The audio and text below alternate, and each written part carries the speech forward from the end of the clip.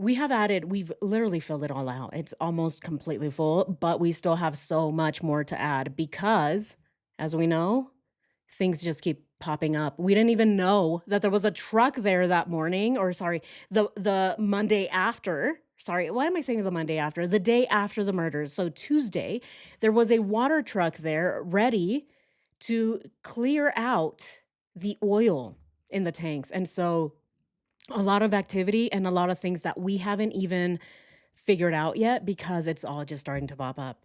Sandra, welcome. Welcome to Silver. Welcome to members.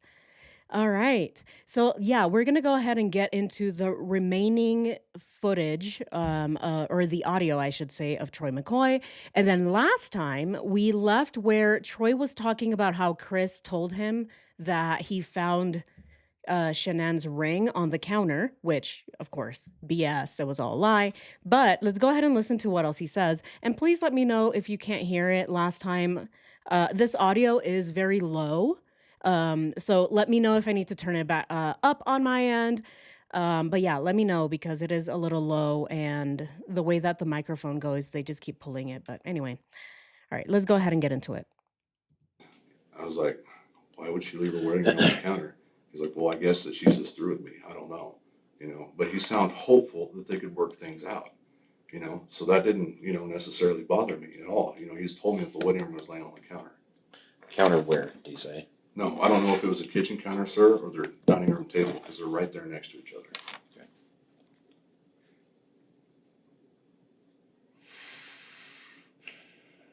Did he say anything about, hey, this is going to be hard on the kids? Anything like that? No, he never spoke of his girls. Never did? No.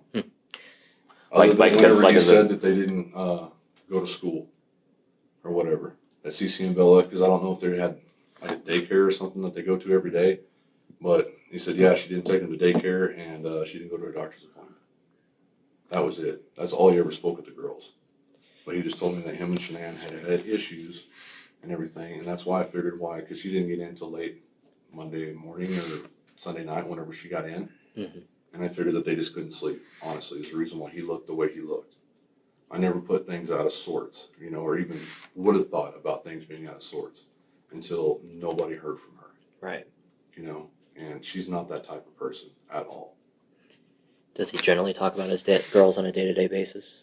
Here and there, if they get to go do something. Okay. He loved playing with them and everything.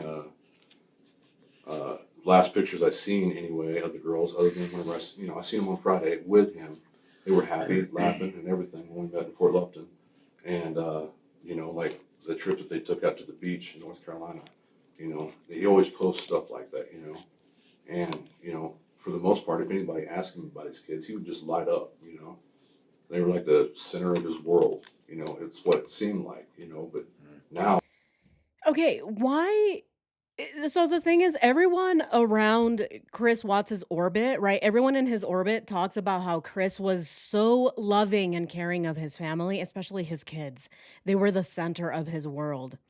Notice, and this is something that Chris Watts says over and over. He says, "Oh, they're my centers," or he doesn't even say that. He says, "They're the light of my life. I want them to barrel rush me. They're so important. I love them so much." He doesn't even say that, actually. He doesn't even say, "I love them so much." He only says things that other people would want to hear. Maybe something that a parent would say, except, "I love you so much." And that is something that stood out to me because Troy just said it right now that he would talk about his kids here and there. And then he says that they were the center of his world. So which is it? Did he talk about his kids here and there and then they were the center of his world? Or, I mean, can you talk about your kids here and there and then still make them be the center of your world? I mean, I talk about my cats all the time. That's because they are the center of my world. I mean, you see them even in the outros of all of my videos because you need a palate cleanser at the end of any of these videos. And so you know that my cats are the center of my world. Yeah, I don't even really have to like tell anybody. You can kind of tell, right? I mean, they're behind me right now. Right? And so this is something that I always wondered about Chris Watts because it does seem like he didn't really talk about them all that much. And when he did, it was only about things that he had to do for them, as like, I don't know, like taking them to appointments, right? He would take them to appointments, take them to a barbecue and photos that they would post, but it was only here and there. And it wasn't really him. It was mostly all Shanann. All of this, everything surrounding the information about the kids was mostly because of Shanann, because Shanann was constantly on Facebook and she would constantly post photos of her children. Boops. Did he say he saw the girls with Chris on Friday? Yes, yes. We are about to get into that. He just said that he saw the girls there on Friday. So he's about to talk about the Fire Stick, which we are about to get into it. We're about to look at the Fire Stick and how it is that it even, right? Because every time that we see this, we look at it as a coincidence.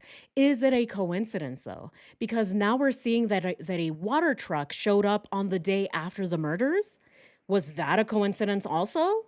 Is all of this a coincidence? Because I don't think so. A lot of it just it doesn't add up, and it's again too coincidental and too weird to be a coincidence. What do you guys think? Did he Oh, sorry, I read that one already. Chris probably just recited the mantra because he knew it made him sound good. Yes, yes, I agree, just Josie. Yes, that's exactly why he recited the same thing. It's something that it almost sounds like he rehearsed it, right? Like he rehearsed it over and over and over again. So he knew that if people asked him about his kids, this is what he would say. Oh, they're the light of my life. I miss them throwing chicken nuggets at me. Yeah. When I found out that I wasn't going to turn the lights on anymore, it made me so sad. All BS, obviously, because he's such a liar and he just can't fake it. Anyway, let's continue. Now that we know what we know now, obviously that must have not been the case. Because any father that loves their children could never do something like that. So I'm just blown away with this. And I mean, I know me going out to location on Tuesday does not look good upon my part. And I told the guy I was looking for my wrench, but I had that sick feeling in my stomach. Okay, we haven't heard anything from her. If I can find anything out on that site where I could tell authorities, something about it, that, we could find out what happened, I was praying to God that that wouldn't be true because that's a guy I work with. Hold on. Okay. Troy just said something that kind of it just stood out to me, and please let me know if I'm crazy. Please let me know if this makes sense. So Troy just said that he was sick to his stomach, right? He said that something was making him sick to his stomach. He just knew that something wasn't right. Now, there's a lot of speculation whether or not the coworkers were involved in not the murders themselves, of course, because I don't think so. There's really nothing that they could have gained from annihilating a family, but there's always that idea that maybe they were involved because they were going to get a big check, right? If there was an explosion, maybe some insurance money. So again, what if, and this is just an opinion and just a thought, what if Troy was really sick to his stomach because the plan was something else, but it ended up being something completely different, right?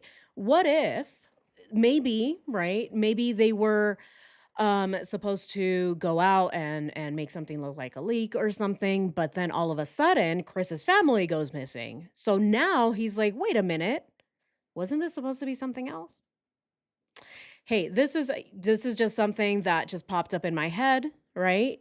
Because I did notice, right? He said that he got sick to his stomach. Now, it can very well be that he just thought something was strange. He did say this before, he said it in the past, that he thought it was really, really weird that Chris's family was gone. And so he became a detective, right? He wanted to go out and maybe just do some investigative work because he was just worried. So it could very well just be that. But I did find it very interesting that he got sick to his stomach. And who else mentions that they were sick? Nicole Kessinger and Jim. So there are three people now that have mentioned that they have been sick to their stomach. But I mean, if you were planning one thing and then you realize, uh-oh, wait, the plan wasn't supposed to go that way. Where is Chris's family? Wait a minute. Was I involved in the annihilation of a family? You know, that kind of situation. But anyway, those are just my thoughts. Please let me know if I'm crazy.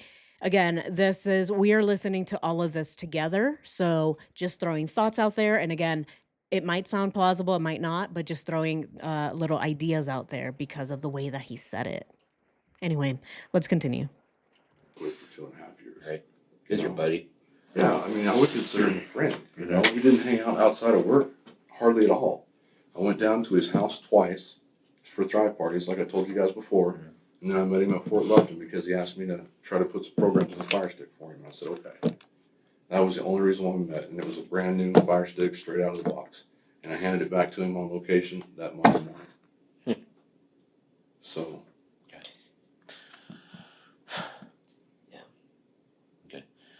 No, but just understand that we had come across this information about you being on site on Tuesday, right. and it just one of these loose ends that we need to No, tie and up. I understand And, that. you You know, know, that's why I said I had no problem to come down and talk to you. Sure, Joe. no problem. And I appreciate that. And I think you pretty well told me that you recognized that something was wrong, and you put a few things together Well, that's yeah, it just tripping seemed your like something was suspicion. off. That's why one of the first things I brought up to you guys is, yeah, okay, we're at the 319. That was the site that I met him on. I got a map out in my truck. Anything I can do to help. I went and got you guys a map so you guys could take pictures of it or whatever. You called me and asked if we'd go out to CERVI Ranch together. I said, yes, sir. Yep. You know, I didn't hesitate. And I drove straight from County Road 37 and 52, where I received your phone call, straight to Hudson and waited there for you until you guys arrived on location. Yeah. Because, Yeah. I mean, I wanted to help. Yeah, no, I and didn't know it was going to turn out this sure, way. no, and I appreciate it. We appreciate that. But and obviously you thought something was up because that wasn't adding up. Yeah, I mean, I pay attention to a lot of things. I mean, I've got like ADD. You know, I notice stuff that's just different. You know, that a lot of people just kind of gloss over. But I've got so much that runs through my mind all the time. I don't remember everything. But then Chad and I started talking about the day that we were on that location, and that's whenever I remembered all that stuff. So I was like, okay, I'm gonna have a meeting with those gentlemen today. I'll tell them everything that I know, just to see if I can help out in any way, shape, or form. Because, I mean, I can't believe what happened. Yeah. That's absolutely terrible. And then to read on number 7 or something like that, the tanks were involved with that too. You know, possibly. I don't know if that's the truth or not. And I don't know if you guys can't say that's part of the investigation, but I was standing right there by those tanks, you know. And if I was that close to that blows my mind. It honestly does. I don't even know how to process this. You know, I was starting to feel better a little bit, talking to the counselor a little bit. I didn't talk to him one-on-one. We talked to him in the group, you know. And my buddy Tony Brown. Okay. Troy sounds very distraught. Okay, so I really don't believe that Troy knew anything was up. And like I said before, even if other people were involved, like say Jim or any of these other people, right? The coworkers, it may have been that they just unknowingly, right? They unknowingly were doing things either for Nicole Kessinger or for Chris Watts as I don't know, just as a favor or something, right? And that is what I believe happened with Jim. That if that call happened, right, we know that the call happened at 6 in the morning between Nicole Kessinger and Jim. It might have just been that he didn't even know. He had no idea that that morning this was going to happen. And Nicole Kessinger just asked him, hey, give me a ride, give me a lift. I'm here, I'm stranded, my car doesn't work, something like that. And so they were just involved unknowingly, but really, they really thought that they were going to be helping them, I don't know, with something else.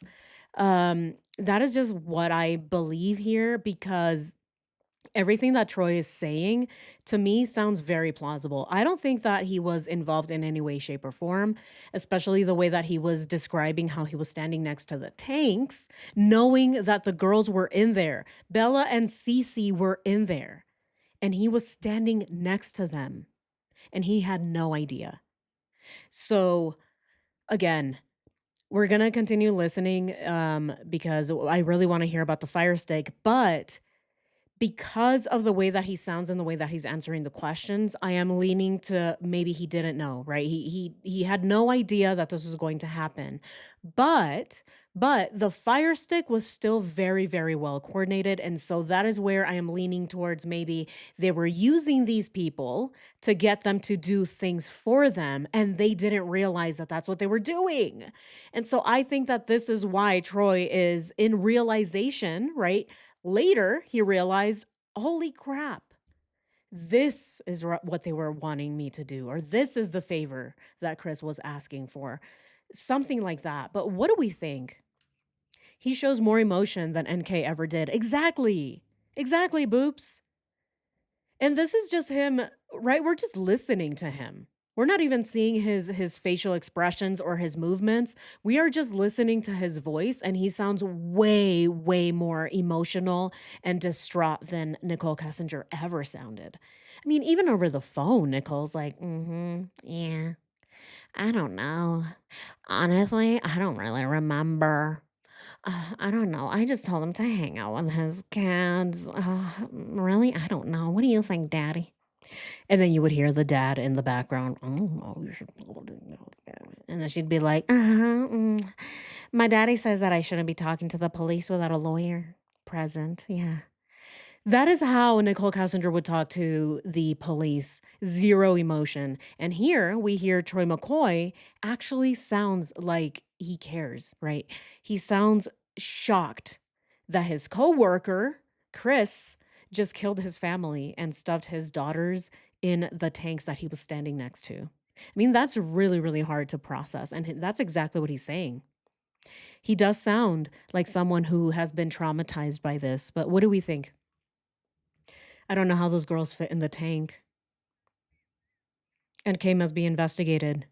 Yes, even if just manipulated him to bring the fire stick to the exact time so that Chris would be there to volunteer. Yes, exactly, Josie. Yes. Thank you so much. Yes. Even something like this, right? That they were manipulated not because they knew what was going to happen, but just to get them there at a specific time, to be able to get Cody to call and make it to where Chris can get out there so that he can be the one to volunteer, so that he can have alibis. This is what I think. I think all of these people were just alibis. And they didn't even know it. They had no idea that Chris and Nicole Kessinger were planning on involving them as alibis.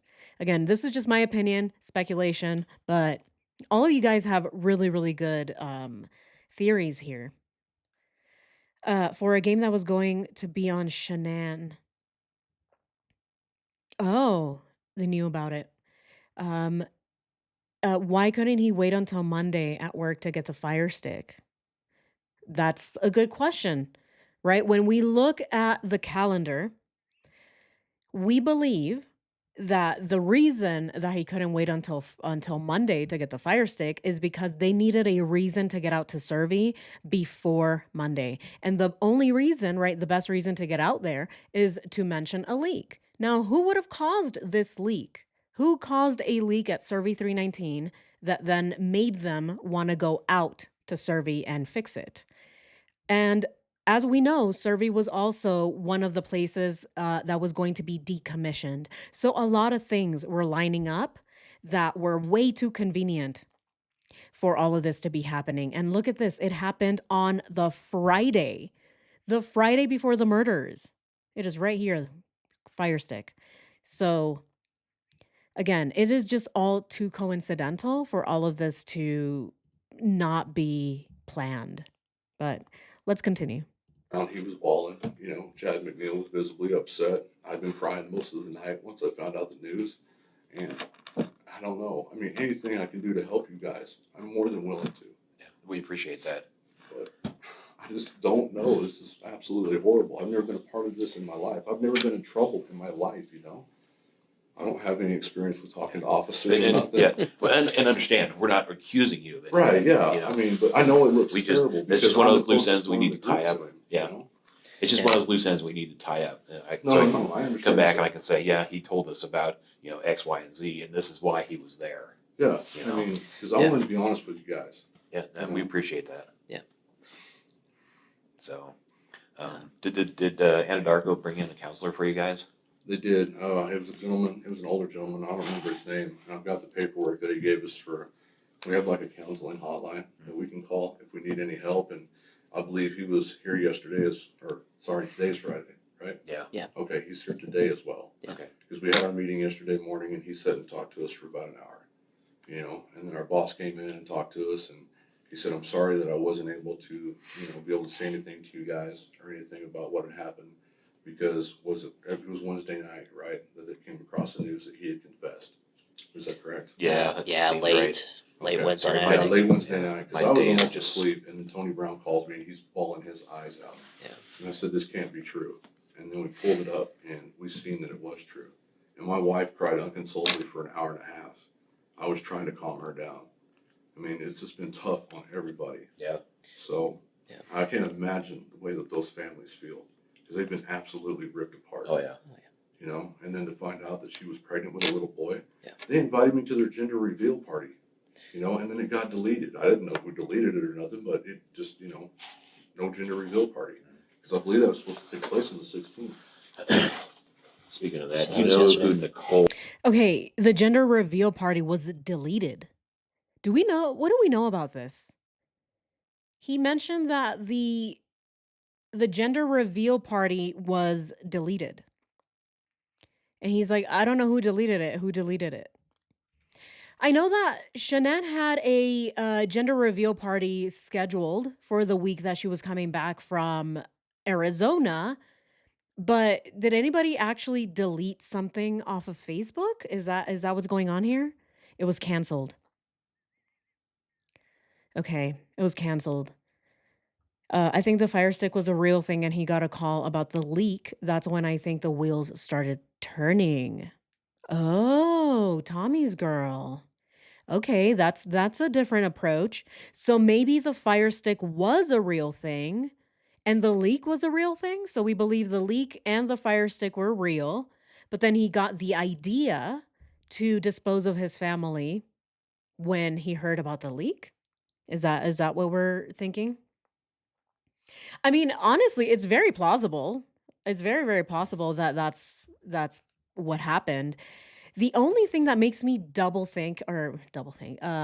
makes me question that a little bit is because Chris was already planning on annihilating his family way before that. So it's weird that he would wait until Friday to figure out where he was going to get rid of his family.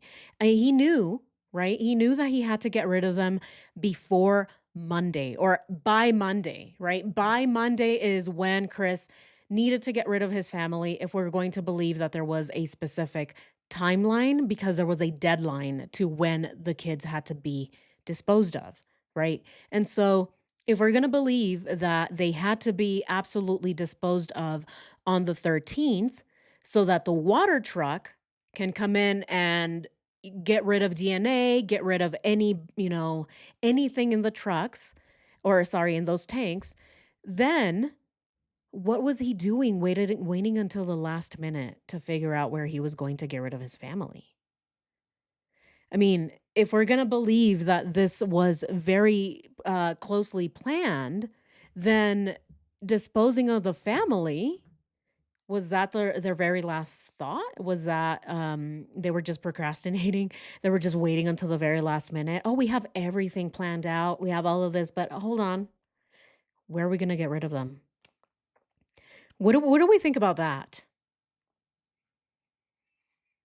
Because I mean, yeah, it could very well be that Chris just got the idea then and he was going to dispose of his family somewhere else, or what do we think?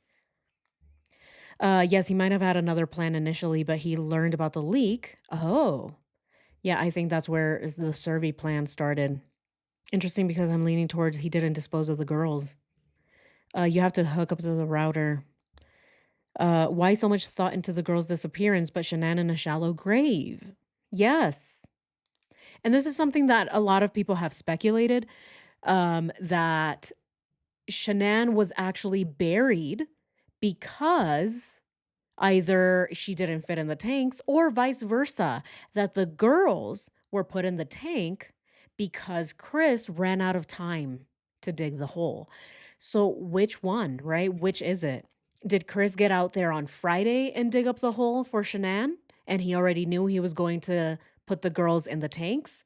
Or did he run out of time and that's why he put the girls in the tank? A lot of questions. Guys, we still have so many questions left to answer. I can't the thing is, I've been obsessed with this case forever, right? Ever since it happened. And even with the timeline going, we still have so many questions left to answer. So many. But I'm hopeful and we are getting closer, especially once we see everything and we keep listening to Troy McCoy and other people and their interviews. But anyway, let's continue. Well, UTEF, you. Yeah, it's like- Other than seeing her on the news, sir, for the interview that she did. Yeah. That's the only. That's the only person. That's the only way you know who that is. No. Okay. Well, the other person, that Nicholas, that you guys have got going. Nicholas. Well, yeah, not you guys, but interviews that you guys have seen online. He's a bald gentleman. And in this interview on the news, he's sitting on a park bench with his wife right next to him. Mm-hmm. That was the gentleman I was telling you about that Chris would run with all the time. Okay. That he was running together trying to Yeah. get 5Ks Yeah. and stuff. Okay. Yeah, Gotcha. we talked to him. Okay. But no, I didn't know any of the other Thrive group outside of any of that. Okay. Because the Thrive party that we went to, we built a vision board, which I still have in my house and my wife still has hers. Because you're supposed to put your goals and cut out pictures and all that. So we done that with them. We ate supper with them. But like I said, that was, like February-ish or something, Yeah. Because I just met Shanann for the first time at our Anadarko Christmas party. This most recent one. Yeah, the last year's Christmas party, and I don't know what date that was or anything, sir, but, because I text Chris and everything because we've been working together, long enough, and he wanted to sit by my wife and I. So we hollered at them. I got to meet Shanann, and found out how bubbly her personality was and just how awesome she was, and then I guess she had lupus, and by taking Thrive, it was able to help her, Yeah. and so my wife is suffering from acid reflux and everything, and she said, well, that might help you. So I got my wife on Thrive, and she's been doing better ever since, and I thank Shanann for that because Juanita had to take medications all the time that just weren't helping her, so. Boops, thank you so much for the super chat. I appreciate you so much. Thank you. Let's celebrate. Let's celebrate. Everybody, let's celebrate. All right. Boops says maybe NK requested a fake leak be checked out on that day and time because she knew when Chris was meeting Troy. I think the gas was to fake the leak. Oh, wow. Yes. So it's possible, right? Okay, let's go ahead and bring up our calendar now that you say that. So it may have been that Nicole Kassinger requested a fake leak be checked out on that day because she knew when Chris was meeting Troy. So Nicole Kassinger was also off on this day. So they both requested the day off. And as we know, right? As we know, when we look at Nicole Kassinger's phone logs, we can also see that on that day, there were no calls between them. So that would tell us that they were together, right? Let's go ahead and pull that up. Here it is. So on the 10th. So here we see very little calls between Jim and Chris Watts and Nicole Kassinger. And so it's possible that they were all hanging out, or maybe not, right? We don't really know. But when we don't see any calls between them, that tells us that they may have all been hanging out. And so, as we know, Nicole Kassinger was off this day. So, is it possible that even when she was off, she still requested a leak or, a leak check? Or is it possible that she requested that on the day before? So, let's go ahead and look at the day before. Look at this 7 a.m. At 7 a.m., she was in Platteville and she got a deposit. So we know that she was at work that day. And then we see that by 4 p.m., she was still at work, got an incoming call from Chris. Look at that. 38 minutes at 4 p.m. She was in Platteville. Nicole was. Nicole was at work. and she gets a 38-minute call from Chris. What time did Nicole Kessinger clock out from work every day? Because then right after that, right, we see at 4:53 a call to Jim, and she's in Thornton.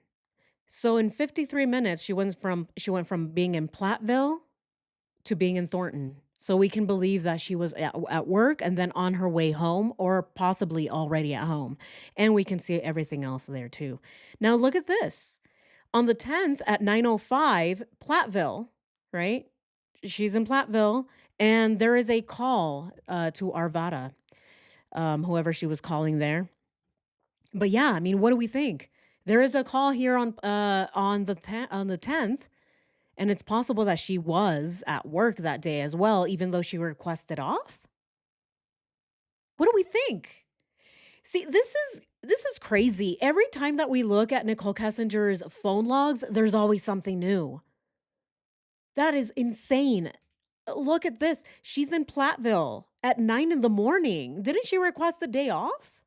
And again, she could still very well not even be at work. She could just be around the Platteville area, but what is she doing there at 9 in the morning?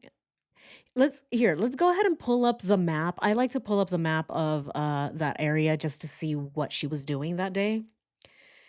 Sam, welcome. Welcome to Silver. Let's celebrate. Celebrate. Let's celebrate. Welcome. Yeah, let's go ahead and see here. So I'm just gonna go ahead and Google Platteville and see where it is in relation to her house or her work. Okay, let's go ahead and see here. Okay.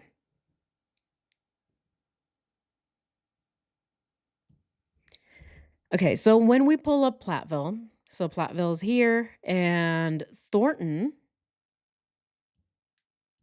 would have to be down here somewhere.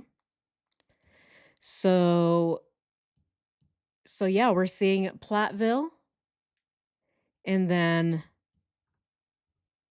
Thornton is down here. So yeah, look at that. From here to here. So it would take her about 53 something minutes to leave work, take this route, or maybe who knows, maybe she was taking the 25, who knows which way she's going, but then she made it to home all in 53-ish minutes. It's what it looks like, right?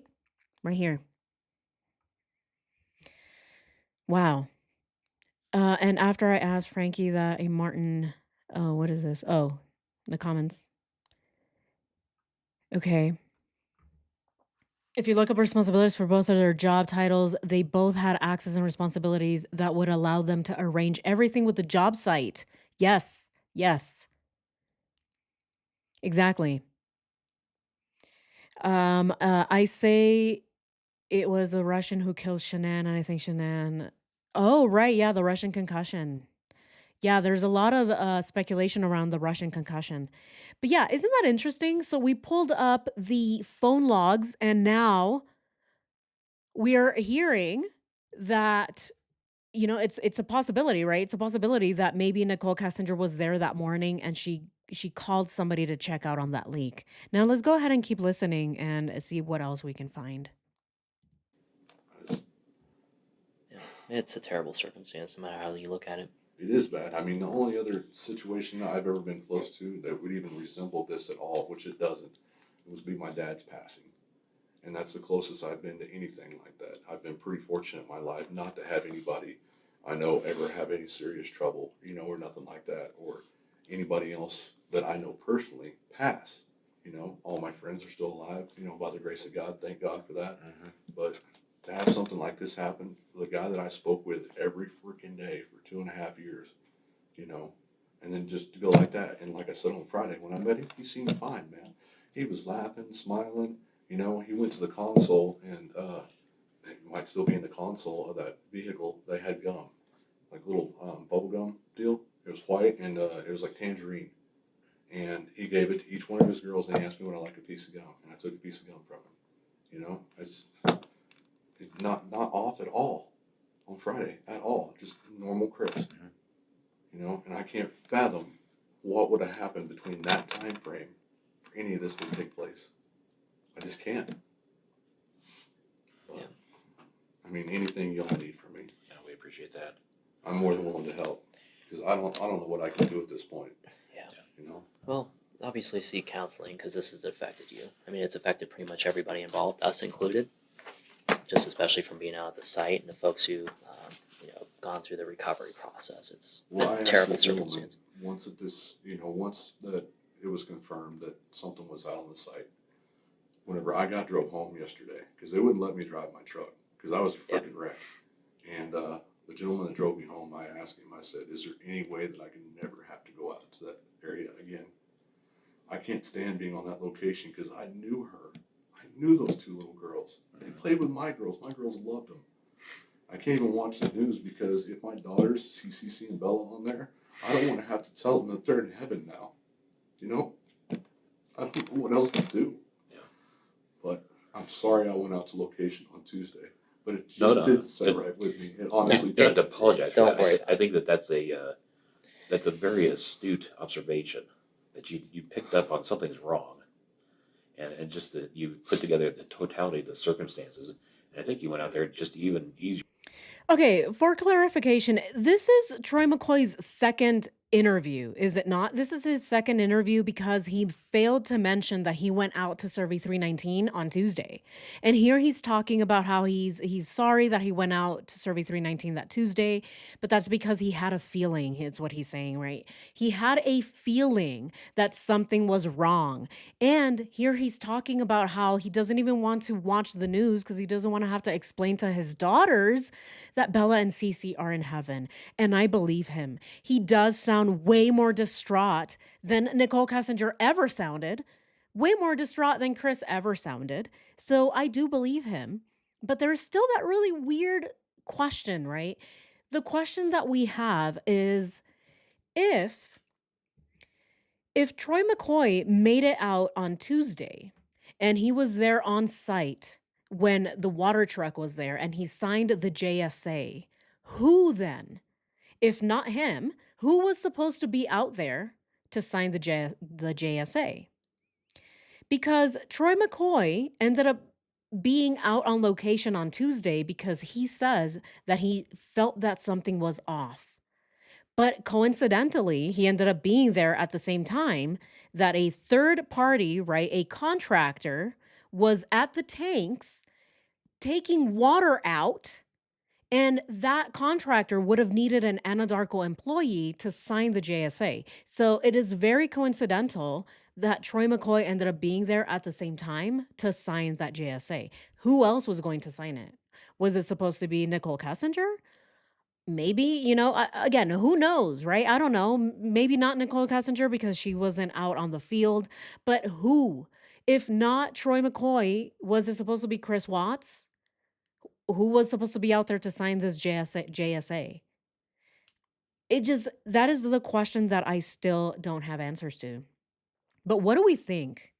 What do we think about the fact that he signed the JSA because he so happened to be there? Just coincidentally. What do we think? Yeah, he needed to call the popo and not go civilian investigator. Yes, Creamy. Yes. Yeah, call the police if you have a thought or a suspicion or maybe you think something that Chris hid something out there, tell the cops. Why are you out there just on your own, right? You're bringing your magnifying glass. You put on your trench coat and you're looking. I mean, that's what we do, right? But again, we also are not we don't know Chris and he's not our coworker. If I knew my coworker and he had done something so heinous like this, I would not be going out there. Messing with the crime scene, messing with any evidence that he might be trying to hide. A lot can go wrong and it's just very risky. But again, that's just me. And we don't know what he was feeling. He's explaining why he went out there, but I still think it's very weird. that he went out and it just so happened that he was the person there to sign the JSA.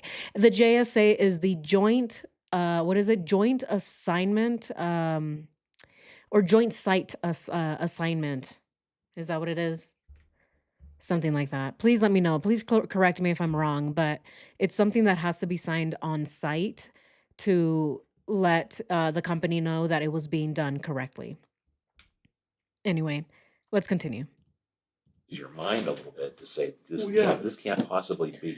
So when I talked to you guys on Wednesday, before anything had came out, later on that evening, I told you I wanted to help you do whatever I could, whether it was to find the girls, if Shanann just went away or whatever she did with a friend, or clear his name. Because I honestly thought at that time he was innocent. But I wanted to know in my heart of hearts if I seen anything odd out there that I could call an officer and have them investigate it. Yeah. And that's why I was out there. No, and I think that's a very reasonable explanation. Yeah. Absolutely. This is kind of for later down the road when, Okay. like maybe as defense counsel finds something like this Right. and then wants to make some story up. We have to be able to say, no, that's stupid. This is what actually happened. That's fine. I mean, whatever you guys need from me. Okay. Honestly. Does the name Mark sound familiar? Did Chris ever talk about a Mark in California? No, he's never mentioned a Mark to me. Okay. Any name that started with an M? Mark name may not be the right name. No. Or anybody in actually, California, actually. he's real reserved in the fact that, he'll let you in on a little bit of stuff. Okay. Like he told me his wife and him were having a little bit of issues, Right. but he didn't say nothing about they were, going to get a divorce or anything like that. It was just issues. But no, when I talked to Chris, it was about fantasy football. He's a big Steelers fan. And I used to be a Colts fan until Manning left because I followed Peyton Manning around. So I don't really watch football much anymore. And I had the 5.0 Mustang I told you about. Mhm. Well, he used to have a Mustang whenever he lived in North Carolina. And then when he Okay. moved out here with Shanann, they sold it. But he had it all souped up and everything. And since he was a Ford mechanic, I talked to him about issues or questions that I had with my Mustang. And then my wife has she had a Ford Flex, one of the ugliest vehicles on the road. Yeah. And we kept having issues with that because I bought it outright. Yeah. And that was my fault. I bought it from like one of those buy here, pay here places, but Oh, I just yeah. paid cash for it and it was terrible. Yeah. Had a hole in the gas tank. I drive it for Nice. 2 weeks and the transmission goes out. Nice. So that was Even like better. $5,000. Yeah. Right. So no, I'd ask him questions about all that kind of stuff all the time. So all of our conversations were mostly upbeat, talking about sports, stuff like that. And since I, could sense just from, him telling me that they were having issues, I never asked. That's not my business. That's not my place. What goes on behind their closed doors, that's their business, because my wife and I almost went through a divorce 2 years ago, and I was the same way. See, I agree and I disagree with that mindset because there are people who want to call Nate nosy, right? Or they want to call Nicole Atkinson nosy. But hey, them being nosy, right? Nosy. I wouldn't call them nosy, but people like to say that. Them doing that is what led the police there in the first place. This is why Chris and allegedly Nicole Kessinger weren't able to get away with everything really, right away, is because the police were there. It's because they were nosy. And so I don't know. I don't really agree with that fully. I understand people want to have private lives and stuff like that, but I don't know. Sometimes it does help to ask questions. I mean, notice that Chris never talked about his friend Mark. He rarely talked about the girls, really. Everything that Troy is saying to me sounds like Chris only mentioned the girls every once in a while, and so everything that we saw online and on Facebook from the relationship, everyone thought that they were a happy couple. And those are the things that people just don't know because we're not asking those questions. And luckily, Shanann was talking to her friends about it. Luckily, Shanann was talking to Cassie and Nicole Atkinson and all of her other friends about Chris and her relationship issues, right? Their marital issues. So, because they knew about it, they were also able to tell the police everything that they knew about Chris. So, it really worked out to where um, Shanann's friends and family were the ones who were able to figure things out right off the bat because of the questions that they were asking. But you guys let me know. I do feel a certain way a certain way about it. Of course, there's there's this idea that we don't want to pry, right? We don't want to pry into people's private lives, but sometimes we need to ask these questions, right? Sometimes it just needs to be asked because you never know. Anyway, let's continue. So I understood. Yeah. Have you talked to Luke the last couple Yes, days? sir. Yes, How's he doing? pretty rough. Yeah, he was pretty twisted up. Yeah, I spoke to him today, and just because I wanted to touch base with my supervisors and tell them that I was coming in today. And he said, okay, buddy, if you need anything, he asked me, did he need to drive up? Because he was at the office today. He brought his personal Suburban down because the gentlemen that weren't able to drive home, Victor Zavala and Daniel Barr, and I believe Melissa. Melissa didn't catch a ride with the gentleman yesterday, but Victor Zavala and Daniel Barr did. So Luke lives out in Wiggins, so he picked those guys up and brought them in his Suburban. And he asked me, did I need to ride down here, to have an interview with you guys? And I said, no, it's okay. I said, have my wife and kids drive me down. That way I can go ahead and pick up my work truck, and drive it back home. So, Okay. but yeah, he's pretty shaken. Yeah. And Chad McNeil, he's Mhm. pretty shaken as well. And then Tony Brown, he was just all sorts of tore up. I've never seen that man cry in my life. And he was just sobbing the whole entire time we were at the office. And we were talking, about how to, try to let things go and everything, and move on to the future. This guy drew out like a little diagram on the board. I mean, he was just almost inconsolable, and it's just tough because I'm looked to as leadership in the group. We're right below Luke, for answers and everything. So all those guys talk to me all the time, and that's why I feel like they're all brothers. I do anything for them, and even Melissa's a sister. Even though she's new to the group, she's excellent. She used to be an EMT and everything, so it's pretty cool having her part of the group. Yeah. But All right. Well, thanks for coming down and talking to us again. oh, you're Thank welcome, sir. If you think of anything, I gave you my card last time, didn't I? Yes, sir, you did. I believe I still have both of your Okay. cards. Let Yeah, me if you- verify that though. Yep. If you think of anything, give me a call or send me an email. Okay. Appreciate that. Philip Jones. Yep. And Greg. Is that fair? Okay, I don't want to mess that up. 'Cause That's I'm terrible at pronouncing That's it. all right. Yeah. I need It's to okay, hook I've on been phonics told- sometimes. I've been called a lot worse. So Yeah.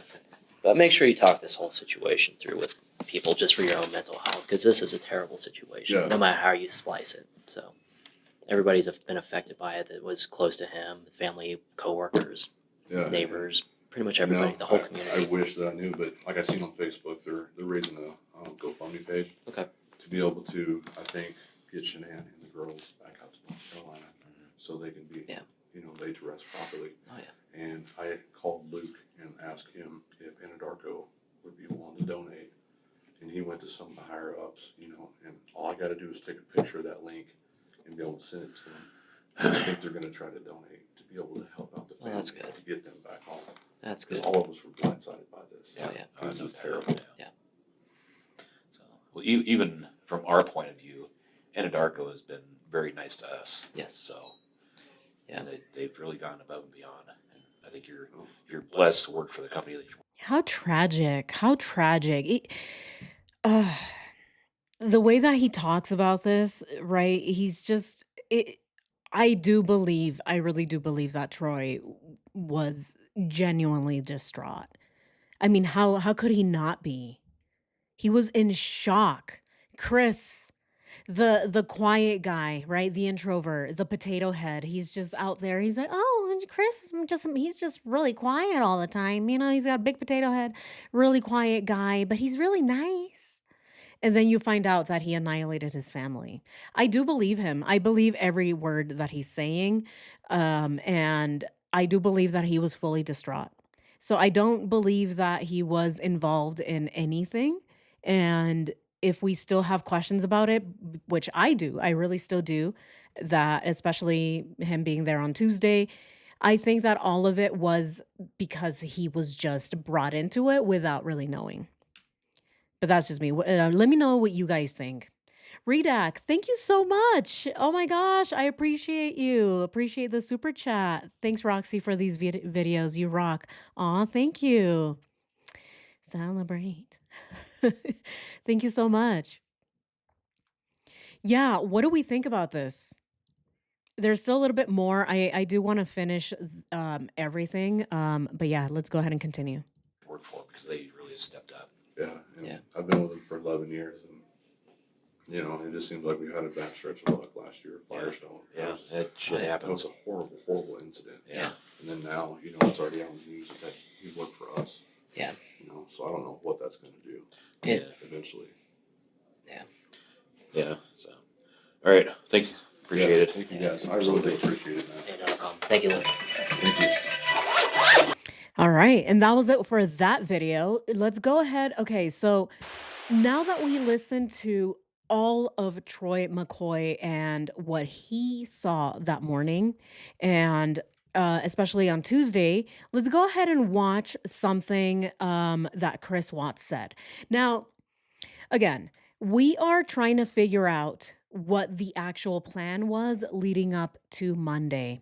And right now, we just heard Troy and everything that happened that morning that he saw Chris, and then they all drove back to another location, right? All of it sounds like this was still, it was pre planned and it was premeditated because of how everything ended up lining up. And so I was watching, just wanted to let you all know, I was watching, as I always do, just continue to watch all of this about Chris Watts and the body cam just to see if there's anything that stands out. And notice this is one thing I wanted you to guys to see. Notice that Chris Watts talks as though he was planning on explaining himself weeks later, right? So the way that he talks about how he was going to, see Shanann and they're having plans and all of it sounds like he was planning on saying that exact story, but way, way into the future. He doesn't realize that he's talking about only the previous day. And so this tells me that it was planned ahead of time, but they were hoping that they wouldn't get caught right away. This was supposed to happen weeks, maybe months later. And that is when they were supposed to then talk to the police. Unfortunately for them, right? Allegedly, unfortunately for both Nicole Kessinger and Chris, Nicole Atkinson ended up calling the police before that. And so then he's having to struggle and ramble and figure out what he's going to do. But yeah, let's go ahead and watch this and then let's go ahead and listen to what he says in the front porch interview as well, because that's very telling.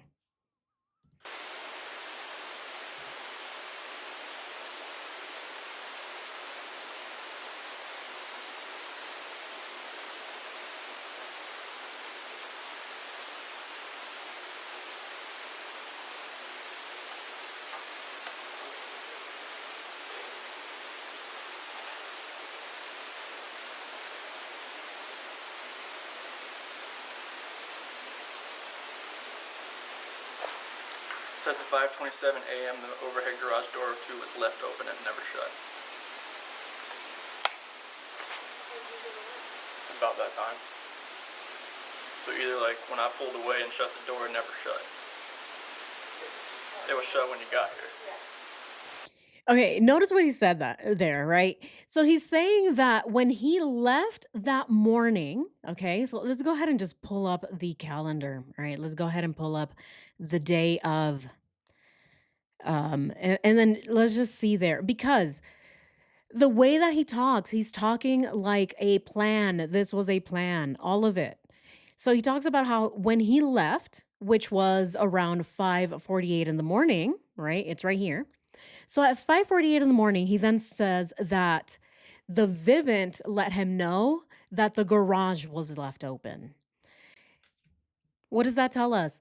He is trying to get the narrative out there that, oh, once I left, the garage was left open. Weird. Did somebody get in through there? I don't know. Don't ask me. He's saying the garage door was left open, and he repeats it all throughout the entire investigation, the entire body cam footage. He's always repeating that it was left open.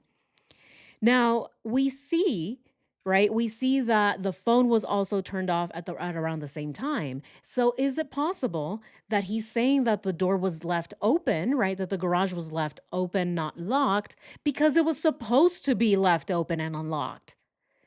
He was not supposed to lock up the garage door because eventually, right? Eventually, Nicole Kessinger was supposed to drive out of there. And so, if we are to believe that Chris was messing with the Vivint before so that Shanann wouldn't see when he's leaving and coming back home in the Lexus, then we are also to believe that the Vivint wasn't going to alarm anybody when Nicole Kessinger left in the Lexus.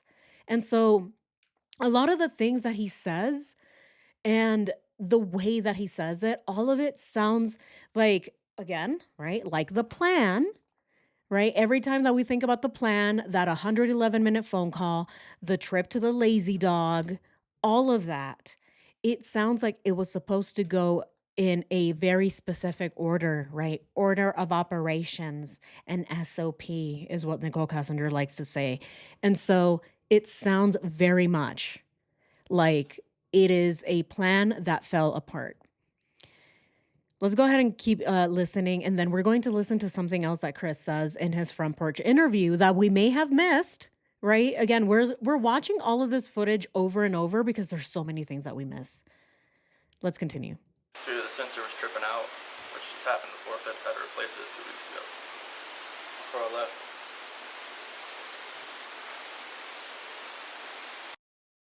Did you hear that? And then look at the face he made. He says the sensor was tripping out and I had to fix it 2 weeks ago. Okay, let's look at the calendar. When did the sensor start to trip out? Right? The way he talks, oh, the sensor started to trip out. He starts to like panic. Okay, let's go ahead and see. The sensor started to trip out 2 weeks ago. So let's go ahead and go back 2 weeks.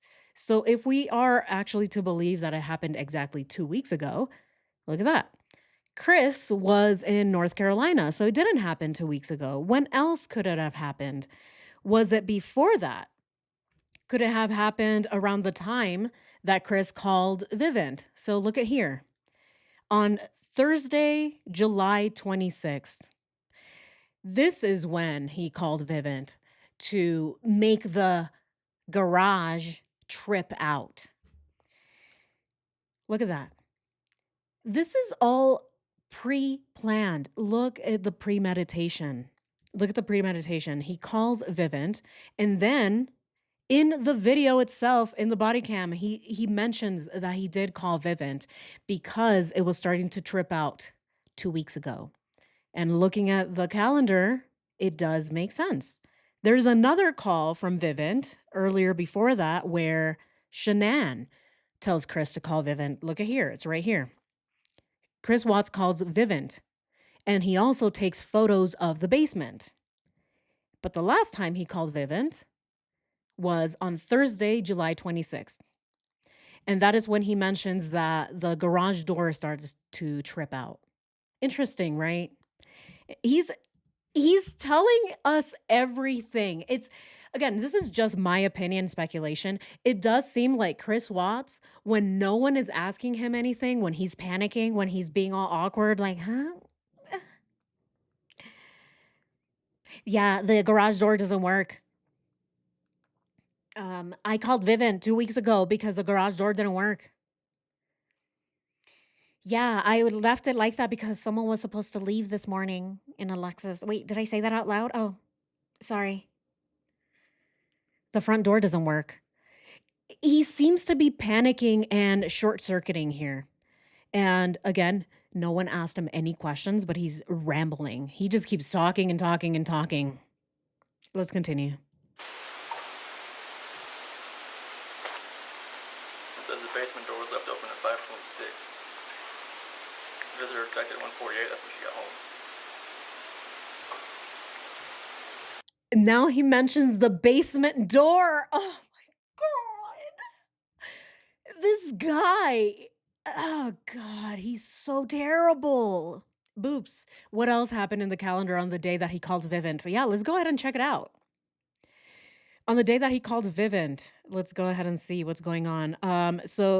Oh, this is the day that Chris Watts Googled get get here, Nicole, or whatever he was trying to Google, right? Was it geologist in training, maybe, or something else? Get here right away. He also did the Vivint call, and look, he also sent that little text to Nicole Kessinger. Oh, you're so overworked, Nicole. Oh, you deserve a raise. Give yourself 10 of those gift cards. Let's go. I'll take you to Aspen, right? All of this is going on the same day. The Vivint call, the he's Googling, and the overworked text. But he just mentioned, right? What did he just mention? He mentioned something very important. The day of, he mentions that things were just, oh, where did it go? Oh no. Oh no, where did it go? Okay, here we go. Here we go. Okay, so he mentioned something on the day of the 13th, which stood out to me because he's talking about how the basement door was also left open. Now, look at this. Again, no one is asking Chris Watts any questions whatsoever. No one asked him, but he's willingly divulging all the information. He's like, "Yeah, Shanann got here at 1:48, and then the basement door opens. I don't know what was going on, and then it opens, and then there's some unspecified activity on my phone. I don't know what was I doing, right? What is he doing? He is rambling, and he's telling us, in my opinion, the plan and how it fell apart. Look at it." It's almost verbatim. It's almost as if he had a copy of our calendar and he's like, "Yeah, officer, everything started to fall apart when the password didn't work. And actually, Shanann was supposed to get here earlier and she didn't. And so, officer, there was no main floor activity at this time because I was upstairs. Officer, the basement door opened. I don't know why. Officer, sergeant, detective, I don't know why. What is going on with Chris? And why is it that everything that he's telling us matching with our calendar? It's lined up almost perfectly. Oh my goodness. Wow. And remember, he's trying to cover for Nikki for not being there that night. Yes. Chris acting like he's CSI. Yes. Yeah, he's acting like he's helping. He's helping find his missing family, which he isn't, of course. Let's continue.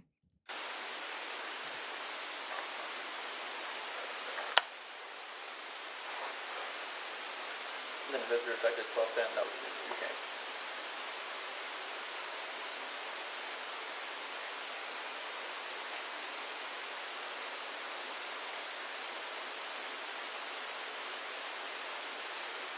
Were you able to pull up the video at the 1210? See who was it front door? 1210, that was Nikki. That was you? Yeah. Okay. Yeah, Ed was beeping at me out in the field.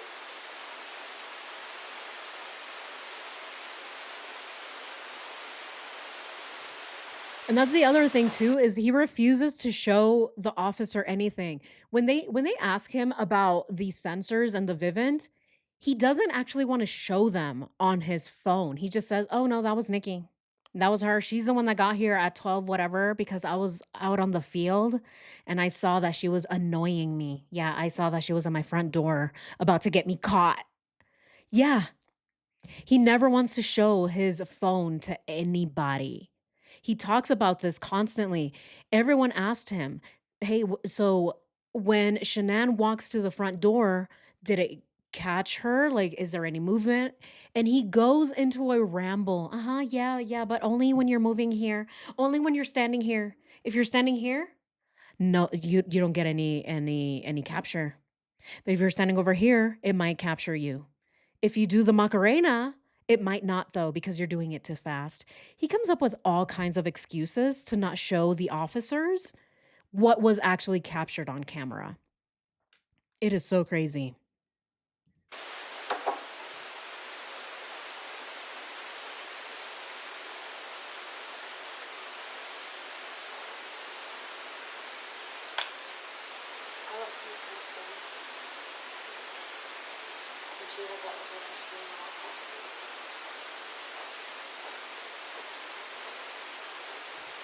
And look at him with the ring. Oh my goodness.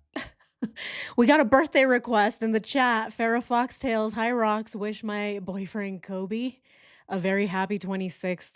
Aw, happy 26th, Kobe. He gets to listen to me go on and on about all things rocks. Aw, that's so sweet. Well, happy birthday, Kobe. I'm Rocks. Hello. Happy birthday. Yes, this is who Farrah Fox keeps talking about. Yeah. But yeah, look at this. Everything that Chris Watts does, all of it, it is such an act. Such an act. He is so ridiculous. Okay, but and the thing is we can continue listening to all of this, right? We can continue listening to all of the crazy things that Chris Watts is going to say, but I want you to listen to something that I found, right? Just looking through Chris Watts content all over again.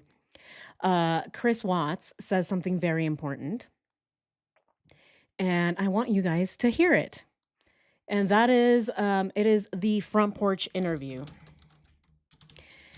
And the way that Chris Watts talks about this, again, it sounds like a plan that fell apart. And so that's basically what we're going to be watching right now. Let's go ahead and, I mean, if I find it, if it comes up somewhere, okay, let's see. Where is it? There we go.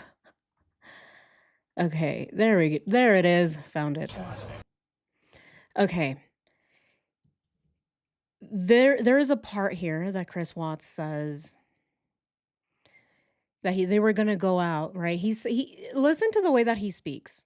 He says, that first day, I was gonna go out and look for my family. Yeah.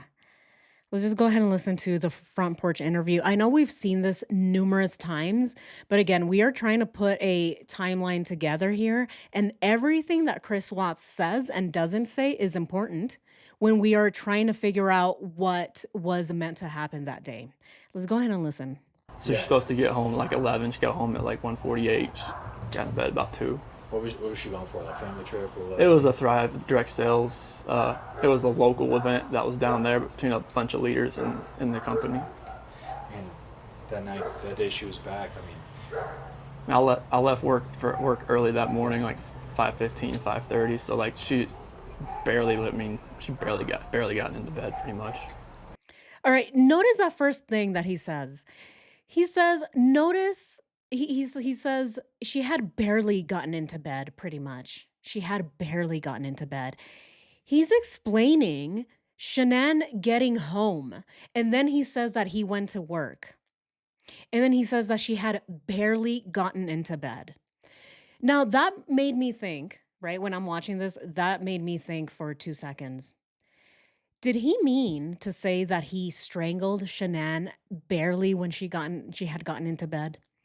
Is that what he was saying? Is it a slip up? Because every time that we listen to Chris Watts talk, especially surrounding the first 2 days of his missing family, again, he is mentioning the entire timeline. He mentioned again at what time she got home, and then says that she had gotten barely into bed, and then he went to work. Is that him telling us, a slip, that he strangled Shanann when she had just barely gotten into bed? If we look at the calendar and we look at the day of, it does seem like he waited a few hours and then he strangled her. Look at this. Shanann enters the home at 1:48. Shanann's phone movement stops at 1:51.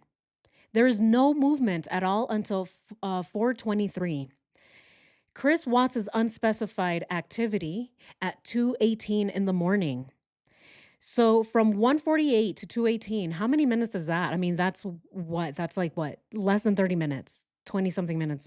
My math is awful. Who knows math? Let me know how much time passed here? Because if we are to believe what Chris is saying, then he's literally telling us when he murdered Shanann. It is a slip, in my opinion. The way that he's talking and everything that he's explaining, he's very, very nervous. And so, in my opinion, he's explaining the day that, or the exact moment that he murdered Shanann. Yeah, it was when she had just gotten into bed and he waited barely and then he killed her. What do we think? This is, oh my goodness. His Fitbit shows that he never slept on August 13th. Of course not. How could he? How could he sleep on August 13th? He was on the phone the entire night with Nicole Kessinger, right? So he didn't sleep. He didn't sleep the entire from the 12th going into the 13th. He did not sleep at all. I mean, look at the time that the phone call started. It started at 9:28 p.m. and it went on until the morning when Shanann got home. And then he murdered her, and he spent the entire morning trying to get Shanann into the truck, into his pickup truck. So no, he did not sleep at all. This is so crazy. If this is Chris telling us the truth, then we have to analyze every single word that this man says. All the lies, even the lies, especially the lies, because there are so many truths sprinkled in there with the lies. Let's continue. And this might be a tough question, but did you guys get into an argument before she left? It wasn't like an argument. We had an emotional conversation, but I'll leave it at that. But I just want them back. I just want them to come back. And if they're not safe right now, that's what's tearing me apart. Because if they are safe, they're coming back. But if they're not, this has got to stop. Like, somebody has to come forward. You spoken to her family, like her parents? Yeah, they've been in constant contact, like every hour. I mean, everybody back in North Carolina and the East Coast. I mean, from Maine to Florida. What is her parents saying to you? Like, They're just like if they need to get on a flight, just let them know. Because I mean, they feel helpless right now because they're on the opposite side of the country. I mean, Colorado is. I mean, you can't just drive around and look. I mean, it's just like you wouldn't really know what you're looking for. That's what the cops pretty much told me. That first day, I was like, I want to get out and drive around. They said, you wouldn't know what to look for. Did you catch that?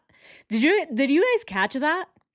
Notice that Chris said that first day, I wanted to go out and find my family. Except this interview happened the following day. This interview happened on the 14th of August, Tuesday. It happened on Tuesday. And Chris Watts is talking about that first day. What does that tell you? He is in storytelling mode. This is Chris Watts in storytelling mode. He is not living in the present, this man. If he were, he would have said, yesterday, I wanted to look for my family. Yesterday, I was going to get in my truck and drive around Colorado and look for my family. No, he doesn't say that. He says that first day, I wanted to get up and look for my family. This tells me, again, my opinion, this tells me that this was the story that he was planning to tell police weeks later. Weeks later. Everything with the way that this man speaks and his little slip-ups, again, tells us that I think subconsciously he's telling us what happened that morning. Almost with timestamps. Right? We're trying to figure out the timeline here. We just need to listen to what he's saying. Exactly, Tommy's girl, instead of saying yesterday. Because if he were living in the present, if he were really living on a Tuesday, he would have said yesterday. Yesterday, I wanted to look for my family, but he doesn't say that. He says that first day, meaning that he expected to be telling the story weeks later. Oh yeah, my wife has been missing for 3 weeks. That first day that she went missing, I wanted to look for them, but you know what? Check out these text messages. She left me. Ugh, she left me. Oh my God. And because I was so depressed and distraught, I ended up finding another woman. Yeah, her name is Nikki. Her name is Nikki. She's a breath of fresh air. Oh my God. Let's hear this again. Let's hear this again. That first day, I was like, I want to get out and drive around this. You wouldn't know what to look for. Um, You wouldn't really know what you're looking for. to you, like, They're just like if they need to get on a flight, just let them know. Because I mean, they feel helpless right now because they're on the opposite side of the country. I mean, Colorado is. I mean, you can't just drive around and look. I mean, it's just like you wouldn't really know what you're looking for. That's what the cops pretty much told me. That first day, I was like, I want to get out and drive around this. You wouldn't know what to look for. last couple questions. Which, of course, was BS. He wasn't actually trying to get out to look for his family. People were begging him to look for his family. People are telling him, hey, Chris, get on your phone. Did you check the bank account? And he's like, no. I have her password. I just don't have her username. So ridiculous. How are you going to have the password but not the username? It's usually the other way around, right? It's usually the other way around. Notice that he didn't have the password to Shanann's phone. But then he says, oh, I didn't have her I had her password, just not her username. Wow. Boops. Thank you so much for the super chat. I appreciate you. Aw, thank you. NK said, he said, I will call the realtor today. Oh my goodness. Yeah, I will call the realtor today. Because, right, let's go ahead and pull up the calendar. Thank you, Boops, for bringing that up. Where did the calendar go? Did I move it? Oh gosh, did it disappear? I don't, sometimes these things just disappear on my, oh, here it is. Oh my God. I just have so many things on my monitor. I end up losing stuff. Okay. Yeah, so as we know, Nicole Kessinger was also aware of Anne, the realtor, right? She's like, oh, yeah, Chris told me something about a realtor. Oh, I can't remember her name though, right? She does the whole thing. Yeah, Chris told me something about a realtor. What was her name? I think it started with like an A, maybe a B, possibly a C. I don't know. Some letter in the alphabet. And here we see that Chris Watts called the realtor that morning, right? He calls the realtor at 9:28 a.m. And he calls her after he realizes, in my opinion, that Shanann's phone is locked and nobody can get in there. And now, we know that Nicole Kessinger knew that she was aware that Chris was going to call the realtor that day. Again, why? Because the following day, on August the 14th, they were all supposed to go together to look at apartments. And actually, it was supposed to start on the 13th. They were all going to go out and look for apartments together. What do we think about this? A lot of it is starting to add up, isn't it? And I still haven't filled out the August the 14th, but when it gets filled out, we're going to start seeing a lot of the things that Nicole Kessinger were saying also doesn't add up. This is so crazy. Every step of the way, we end up finding something different, new information that we have never heard of. Let's continue. What is law enforcement? What have the police or the sheriffs or your neighbors? Is anybody? What's police saying to you? Right now, this is what they're doing right now.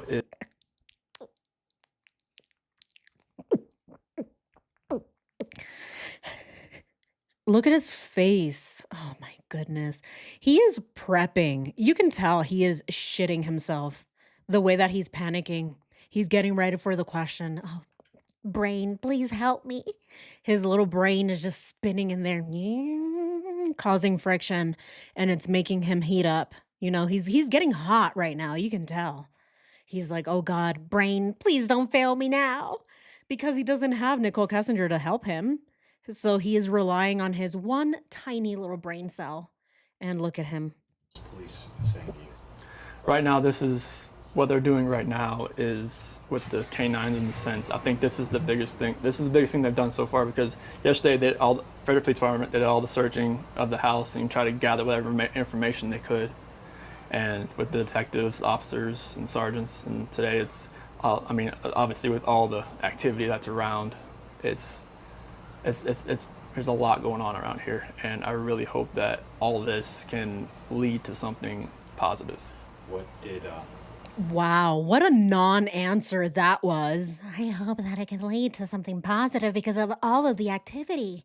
Lots of officers, lots of sergeants, lots of gunnery sergeants too. I didn't know the military was here. Oh my goodness.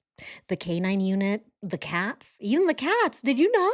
They trained cats to smell. Isn't that crazy? I didn't even know cats had noses. He is so crazy right now and he can't even hold it back. My goodness. Tammy, thank you so much. I appreciate you. Oh, thank you. Appreciate the super chat. Aw.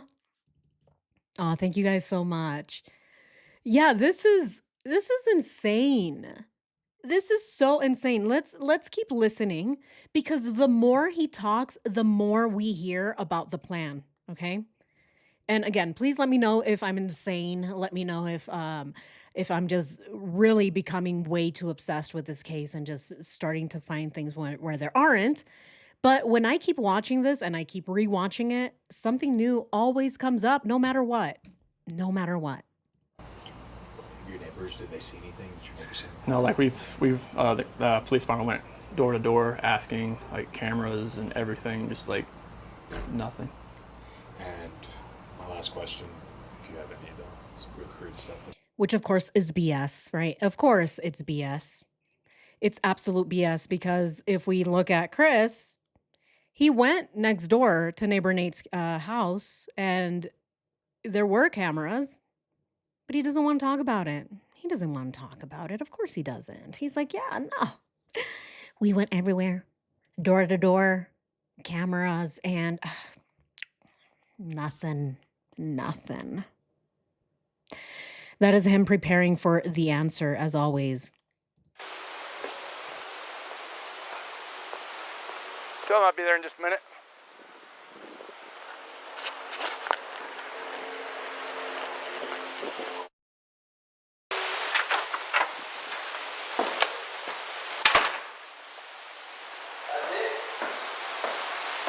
Nothing on there.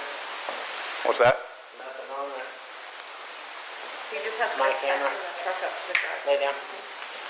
Loaded my stuff up in my coolers, my water jugs, my book bag, my computers, some of the tools that I had from the toolbox. I knew I was going to have to do some pumping unit rubbers today. That's why I was out so far. Is this on continually? Yep. Okay, so he told us without anybody asking, he told us everything that he packed that morning. Okay, so let's just go ahead and assume that Chris is telling us the truth because he's, again, willingly divulging the information without anyone asking him. No one asked him. The officer walks in and Chris is facing away from the cameras, right? He's facing away from the TV screen that is supposed to help him find his family. He's facing away. He's like, "Hi, officer. This morning I loaded up my book bag, my water jug, my keys, my notebook, my pencils, my colored pencils. Red is my favorite. It tastes like strawberries." He goes down the entire list of things that he packed. I do believe it. I believe that he knows exactly what he packed because he was planning for things that morning. But as we just heard Chris, he just said no. We went to other people's houses to check the cameras and nothing. Nothing. We couldn't find anything. BS. He watched himself load up Shanann into the truck. He watched himself pick up Cece and Bella and put them in the truck alive.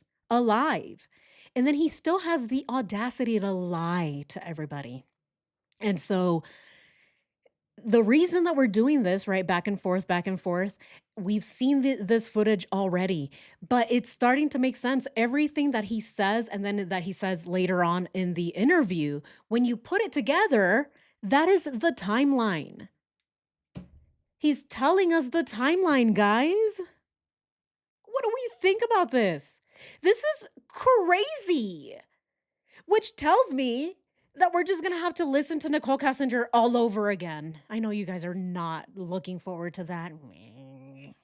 Just read, Chris, read. But we have to. We have to because they both say a lot of things and we are still catching it. We're still catching it. To this day, we have to go back and listen to everything. Let's continue because he says more wild things, and actually it was back here now. Oh no. Okay, it was back here that he says other things, and I think that's him telling us the timeline.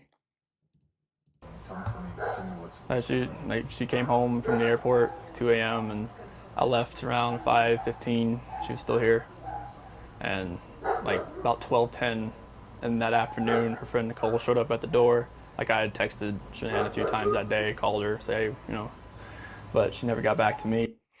Okay, he's taking us through the timeline. Chris has said himself that he has really good memory, and he does. Look at the times. He knows exactly what time people are doing what, right? He knows exactly what time.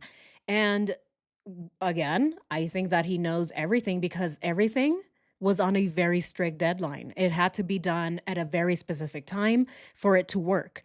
So he knows. He's telling us, yeah, at 1:48, right? He says 2 a.m., but he knows exactly the time that Shanann arrived. How could he not? He was awake. He was waiting for her because he had just gotten off the phone with Nicole Kessinger and he was waiting for Shanann to get home so that he could strangle her to death, so that he can move on with his mistress. So, of course, he knows the time. So, listen to what he's saying. He says, yeah, she got home around 2. And then he skips. He skips the entire event. And then he says, yeah, I left around 5:15. Wrong. His lights turned on at 5:17 on the truck. And then he says, yeah, I left around 5:17, 5:15, 5:30, which, yeah, correct. He left around 5:48. And then he says at around 12 something, there was a notification that someone was at my door. Yeah, he does know that. How does he know that? Because he had just finished taking photos of the prairie when he ended up getting the Vivint alert. He is so precise. He knows exactly the times that this was happening because he was shitting himself. He's like, oh no, Nicole Atkinson is at my door. So of course he knows. But look at everything that he missed, okay? Look at everything that he skipped. But let's continue listening because he's going to take us through the timeline, but he's going to ignore all of the important pieces of the timeline. But she wasn't getting back to any of her people as well, and that's what really concerned a lot of people. Is like she's not getting back to any of her people as well. Cole showed up at the door. Like I had texted Shanann a few times that day, called her, say, but she never got back. There it is. That was the part that I wanted to replay. He skipped the timeline and then goes back and he's like, oh yeah, Nicole got here. So notice. He told us the parts of the timeline that matters, but then he goes back because he realized, oh, I should probably tell people that I tried to call my wife. He forgot that part of the timeline. So he tells us that he got up, right? She got home. I left around 5:30, and then I saw a notification at my door right here, right? And then he says, oh, wait, but I called her about 3 times. Right? So he's taking us back in time, right? This is because as he's telling the story, he realized I missed the part where I called my wife. I should probably tell people that because it's important. People are going to want to know that I'm looking for my wife. And so he messed up and he's like, yeah, oh, hold on. Wait, before the Vivint, I called my wife about 2 or 3 times to say,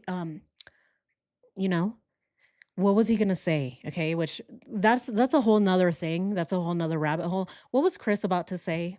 Nothing, of course. He didn't actually have a story. That is why he said, to tell her because he knows that he called her to tell her nothing because she was already dead. He knows that the call was staged. That is why he couldn't even come up with a story to tell. But notice what he did, right? He went back in time to let us know, oh, hold on, though. I did call her 3 times to tell her, yeah, to stage a phone call. Let's continue.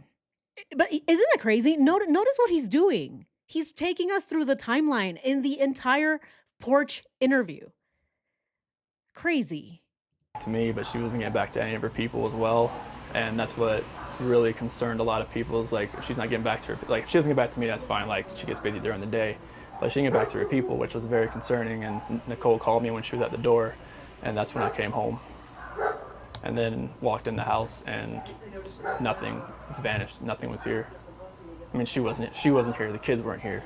Nope, nobody was here. What's your wife's name? Shanann, Shanann. What's your kids' name? Bella and Celeste. How do you spell Celeste? CEL. Yeah. He says nothing was here. Everything vanished. Everything vanished. He uses that word vanished because that is what he wanted. He was trying to make it seem like they vanished. That was the whole point. That is why he used the word vanished. I don't know. Is it possible that she just took off, vanished? Yeah, it's because that's what he was hoping for. He got home this day. He does walk into the house because we see exactly that. And then he says, I don't know, people just vanished. Nothing was here. And then he corrects himself. Oh, what I mean by nothing was here, I mean the kids weren't here. Shanann wasn't here. He had to correct himself because he realizes everything was at the house except for the people. The shoes were there. The wallet was there. The keys were there. Her Lexus was there. The EpiPens were there. Her phone was there. Everything was there. But the only thing that was missing were the children and Shanann. So then notice how he had to correct himself. And let's just go ahead and see, right? I love doing this because we are seeing what he's saying and then we're going back in time to see what he was actually doing. And this is where we catch the lies because it's everything that they tell us versus what the evidence shows. So let's go ahead and see that part where he says, yeah, everything vanished.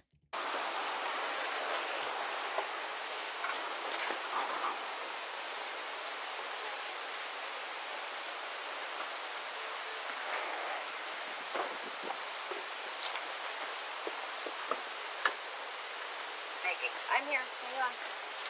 Yeah, get me on the phone. Okay, get Matt on the phone. Scott, how you doing? How's it going? So this is the only vehicle she would have? Only one that, yeah. She would drive? Okay.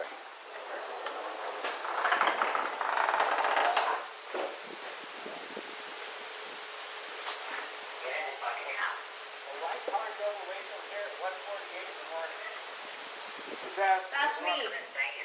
Yeah. The neighbors went and checked his cameras and he said that a white car drove away at 1. It was me though. That was me. I dropped her off. That was the last action on my camera. Okay. That's throughout the whole day, or? Besides Chris leaving? Well, yeah.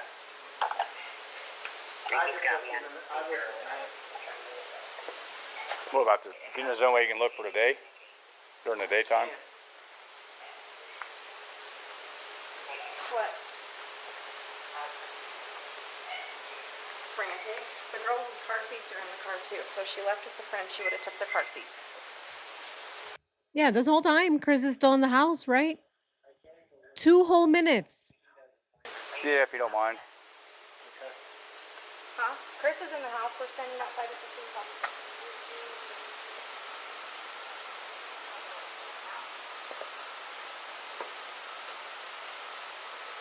Can we go in the house? We can. I mean, that's up to him. It's his house. If you guys. Nikki, I'm giving you permission to walk in my daughter's house. Mind if I come in, Chris? Okay. Yeah.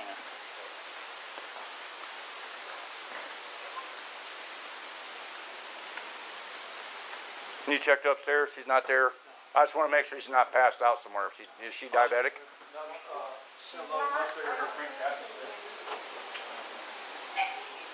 You mind if I look around? Okay, thanks.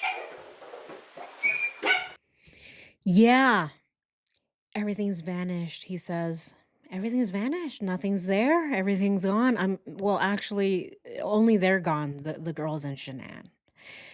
And it was the police officer that had to tell Chris to go look for his family. He's just walking around like an idiot, right? He's looking like a chicken without a head. He's worried. He doesn't have his Nikki. He doesn't have Nikki to tell him what to do next. So he's panicking. And in the interview, he tells us, I got there and there was nothing there. Everything vanished. Except we just saw that what he was actually doing, for the most part, was walking around, running, looking anxious. He wasn't actually looking for his family. And he didn't realize that the things that were in the house were actually still there. It was Nicole Atkinson who realized that, not him. Not him. But again, everything that Chris Watts says is very, very telling because he was trying to convince the public. This is what he was trying to convince the public of before he got caught. And we have the evidence to tell us that is not what you were doing, guy. Not at all. Let's continue. What's your wife's name? Shanann, Shanann. What's your kid's name? Bella and Celeste. How do you spell it? Celeste. Celeste. How old are your daughters? 4 and Bella's 4, Celeste is 3. And so, how many times did you try calling her? I called her 3 times, texted her about 3 times just to say, what's going on. Like cause after I called her and texted her once, it's like maybe she was just busy. Like she had just gotten back, like everybody's probably calling her from her trip. She just got back from Arizona, and I figured she was just busy. But when her friend showed up, that's what it was like. It registered like, all right, this isn't right. Do you think she just took off? Do you think? I mean, right now I don't even want to just like throw anything out there. Like, I hope that she's somewhere safe right now and with the kids. But I mean, could she just taken off? I don't know. But if somebody has her and they're not safe, like I want them back now. Like that's what's in my head. Like if they're safe right now, they're gonna come back. But if they're not safe right now, that's the not knowing part. Like if they're not safe, last night I had every light in the house on. I was hoping that I would just ran over by the kids running in the door and just like barrel rushing me, but it didn't happen. And it was just a traumatic night trying to be here. Everything that Chris says was part of the plan. Everything. Notice what he says. Notice that he says if they are okay, if they are safe. Because I believe that he was trying to convince people that Shanann left with the girls. And if people asked him about it, he was going to say, oh yeah, she left me. She abandoned me. I just hope that she's okay. I just hope that her and the girls are okay. And that was going to be it. He was just never going to look for his family ever again. That was the story. That was the plan? Isn't it crazy? It's crazy to think that Chris's plan was to make it seem like his wife and kids abandoned him and he just wasn't going to care about it. That was the plan. How ridiculous. That is so crazy to me. What do we think? KTD, am I okay? I look sad today. Everything okay? Oh, yeah, I am. Do I look sad? I don't know. It might just be my allergies are acting up. It's even worse. Every morning I wake up with worse allergies than before. And which is why that's why I silence my mic when we're watching this because I'm constantly just going. And so maybe, I don't know, maybe that's it. Maybe. I don't know. There is a lot of pollen in the air, so it's just affecting my face. Maybe that's why. Yeah, do I just have a sad face today? Yeah, no, is it because I'm red? Is it because I'm red? I don't know, guys, let me know. I do expect you guys to let me know if I look weird. I have asked you guys to please let me know if I have like a whole chicken wing sticking out of my face, or if I have like, I don't know, a dead turkey on my hair. I don't know. maybe like some flies are flying around me, just let me know. Yeah, let me know. I appreciate your feedback as always. Yeah, thank you guys so much. Yeah, my allergies make me look horrible. Yeah, I mean, I'm constantly just trying not to, get mucus everywhere because I'm just constantly allergic. I have this, you guys. You guys can see this. Yeah. I made sure to spray my nostrils with this before I started here because my eyes were really, really watery and I could not stop. I had a whole sneeze attack before I went live. So our little screen helped. Our little seeing Chris Watts burning, it helped because that's where I was just sneezing my life away. But anyway, let's continue. I'm gonna ask some kind of tough questions. Your relationship with your kids. Yeah, I mean, yeah, my kids are my life. I mean, those smiles light up my life. And there's like, I mean, last night, like during like when they usually eat dinner, it was just like I miss them. Like, I mean, I miss telling them, hey, you got to eat that, or you're not gonna get your dessert, and just like you're not gonna get your snack after. I miss that. Like, I miss them, cuddle up on their couches. They have like a Minnie Mouse couch and a Sophia couch that they cuddle up on and watch, Bubble Guppies or something. And it was just like, I was. It was tearing me apart last night, and I needed that. I needed that last night, and for nobody to be here last night and to go into their rooms and know that I wasn't going to turn the rain machines on, and I know that I wasn't going to turn their monitor on, and know I wasn't going to kiss them to bed tonight. It was I that's why last night was just horrible. I couldn't do it. I want everybody to just come home. Like, wherever they're at, come home. That's what I want. Wow. Wow. That smile. I've watched this exact clip probably 30 times, maybe more. And I can never get over this part here because he's telling us the story again, in my opinion. It's a story that he was supposed to tell way, way later, right? Not the following day, but maybe in September. All right, let's look at the calendar. This happened on the 13th. They got caught the same day. He's having his little sermon on the porch on the 14th.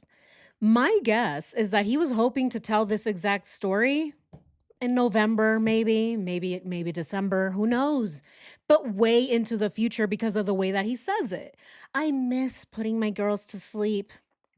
I miss them watching Bubba Guppies. Yeah. If Shanann hadn't abandoned me and taken the girls, I wouldn't be missing them as much. That is what it sounds like. He's telling us something that he was planning on saying later. I can't stress this enough. You guys let me know. But that's what it sounds like to me. That's what it sounds like. He is stressing the story. He's stressing the narrative. He's still planning for plan 1 or plan A to go through, right? Which is Shanann vanishing or disappearing and taking the girls. Everything that he explains tells us that was it. That was the story. He's a parent, and what he misses is food being thrown. Yeah, and being barrel rushed. Exactly. This is what he misses from his girls. And then as he's telling the story, notice that he's keeping eye contact with the reporter. He's telling the story and he's trying to check if the person believes it or not. And because he knows that he's lying, he starts to laugh. So to me, it isn't really that he has duper's delight because he doesn't. I don't believe that Chris thinks that he's actually fooling people. I think that the reason that he's laughing is because he's so nervous and because he knows that people are not buying his bullshit. That is why he's laughing. Because he didn't have enough time to rehearse this in front of the mirror and cry. "Oh, I miss them throwing chicken nuggets at me." How on earth are you going to be missing your kids and the thing that you miss about them is them throwing food at you? He didn't even put any thought into this. Nothing. Exactly, Lori. And then he says earth shattering. All of the words, right? Barrel rush. Interesting because he ended up putting his daughters in a barrel. What else? Earth shattering. Very interesting, right? Considering that he put his wife in the earth, in the ground. He didn't have time to rehearse this, in my opinion. And that is why he's laughing because he couldn't rehearse a single tear. Not a single tear. He didn't even try. Them, like, I mean, I miss telling them, hey, you got to eat that or you're not going to get your dessert, you know, and just like you're not going to get your snack after. I miss that. Like, I miss them, you know, cuddle up on their couches. They have like a Minnie Mouse couch and a Sophia couch that they cuddle up on and watch, you know, Bubble Guppies or something.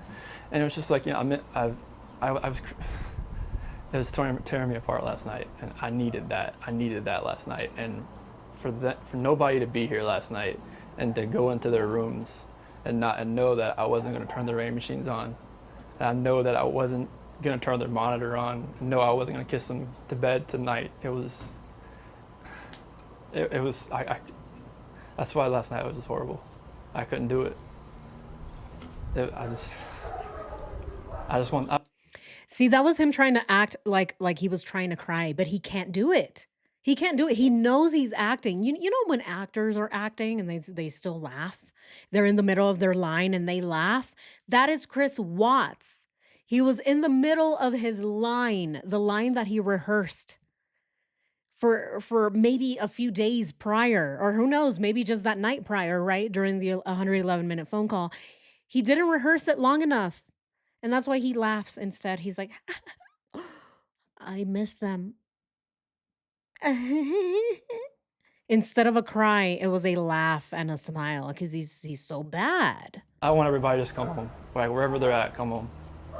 That's what I want.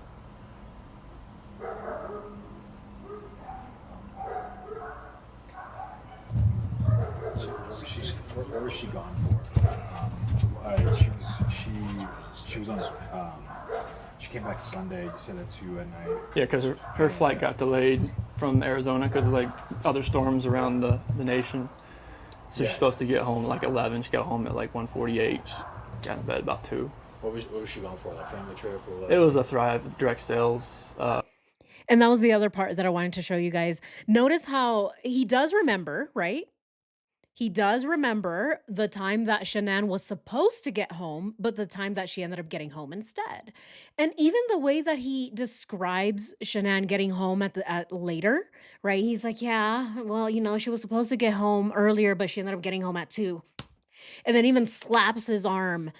Even that, again, I am watching him and I'm watching his body movements, right? His behavior, and then listening to what he says.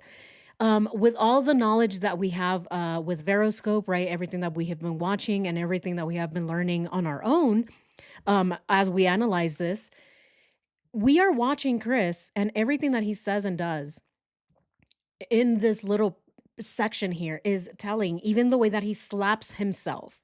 It's almost as though he is, I don't know, upset, right? He is so upset that Shanann didn't get there at the time that she was supposed to get there. So he's like, oh, you know, she was supposed to get here and she ended up getting here at 2 instead, right? Even the way that he talks about it, because we have a baseline with Chris Watts, and every time that his baseline is off, we can tell that something about that line that he just told is setting him off. Let's go ahead and listen to that and watch it one more time. Like other storms around the nation. So she's supposed to get home at like 11. She got home at like 1:48. She got in bed about 2. What was she going for? Like family trip or like? It was a Thrive direct sales. Yeah, did you see that? Let's go ahead and see it. Let's just go ahead and slow down the speed so that you can see how annoyed he is at the fact that Shanann arrived later. So she's supposed to get home at like 11. She got home at like 1:48. She got in bed about 2. What was she going for? Like family trip or like? It was like 1:40. The nation. So she's supposed to get home at like 11. She got home at like 1:48. She got in bed about 2. What was she going for? Like family trip or what? It was a And again, hey, I am not a body analyst whatsoever. I'm not a behavioral detection analyst at all. Again, I am just watching Chris Watts, and his baseline is off, especially when he talks about the time and the way that he slaps his hand or his arm or his hand against his arm. And then he even kind of rolls his eyes, which is something that we can tell that Chris Watts does when he's either trying to downplay something or when he's really upset about something. I know I said we'll go ahead and watch it just one more time, but let's go ahead and watch that one more time. supposed to get home like at 11. She got home at like 1:48. Got in bed. You see the eyes? You see the eyes? Yeah. Everything about Chris that day, the following day, which again, it's supposed to be the day that he's worried. He's supposed to be the most worried this day because his family has now been gone for 24 hours, over 24 hours. And as we know with missing persons cases, the first 48 hours are the most important. Anything after that, you start losing time, and then any type of evidence starts to deteriorate after that. So, again, very, very telling from what we heard with Troy McCoy, what we have seen Chris Watts actually do that day, and then what we hear Chris Watts say in his front porch interview. Lots of discrepancies, lots of inconsistencies. And as we see, Chris Watts was taking us through the timeline that morning. Let me know what you guys think. Let me know if you agree with me, if you think that that is what he was doing, whether he was doing a timeline or not. Yeah, you guys let me know here. Let's go ahead and do a poll. I just want to see where you guys are at with this part to see if you guys agree with my assessment on this. And like I said, guys, I'm showing you this because as I do my research and I'm editing other videos, these little things pop up. And I have to show you guys because I just want to see where the consensus is or if you guys think the same way. So yeah, the question is going to be do we think that Chris Watts is telling us the timeline unknowingly, right? He's subconsciously telling us the timeline. All right, do we think Chris Watts is spilling the beans, right? Do we think Chris Watts is spilling the beans unknowingly, right? Or subconsciously? Subconsciously. Yes, no, and then the last one will be I don't know. Okay.